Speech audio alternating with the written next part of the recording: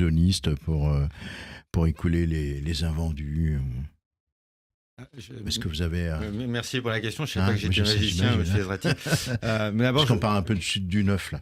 Mais je voudrais d'abord vous remercier de cette invitation et de la présence de Jean-Philippe Dugoin-Clément, parce que des hommes politiques au niveau national ou au niveau régional qui défendent la construction, oui, mais il y a aussi une dimension nationale dans Jean-Philippe à travers son parti. N'oublions pas que Valérie Létard fait partie du parti et qu'elle a été ministre du Logement. Et je vais dire une des meilleures des 5 dernières années, parce qu'effectivement, depuis 2017, c'est assez compliqué, la politique des gouvernements successifs du président Macron. Oui, on est d'accord.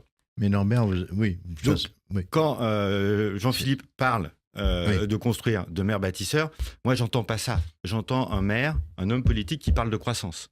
Et je suis un peu fatigué ou déçu qu'on parle de décroissance. On est 6e ou 7e puissance économique du monde, on a tous des enfants, on doit parler de logement, on doit parler de construction, on doit parler, parce que le logement, c'est ce qui fait, alors Jean-Philippe parle effectivement, plus on fera de logements, moins ils seront chers, enfin, soyons un peu bêtes, les logements en vacances, c'est une chose, mais... Plus on donnera de pouvoir d'achat en faisant plus de logements, parce qu'on baissera les loyers, parce qu'on fera de l'accession à la propriété, on fera aussi de l'attractivité économique.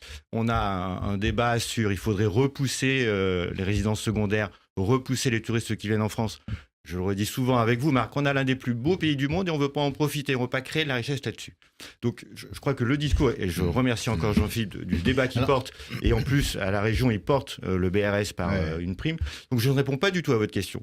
Mais je réponds à la question fondamentale, Marc, c'est qu'on est là, on doit faire du logement, il faut défendre les hommes politiques qui le font. On va reparler des maires bâtisseurs, parce que Jean-Philippe Dugoin-Clément, vous êtes maire de Mennecy. En Seine-et-Marne. Est-ce que ces maires bâtisseurs vont pas être condamnés à ralentir, faute également d'aménagement cohérent du territoire, d'écoles, de services publics, de transports?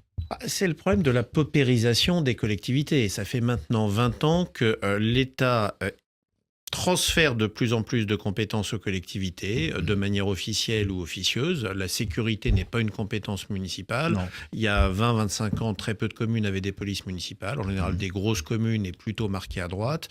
Bon, aujourd'hui, quasiment toutes les communes de plus de 5000 habitants ont des polices municipales, et qu'elles soient de gauche, de droite, du centre ou d'ailleurs. Et la question, c'est le nombre de policiers, l'armement ou pas, et les doctrines d'engagement. Donc on est sur des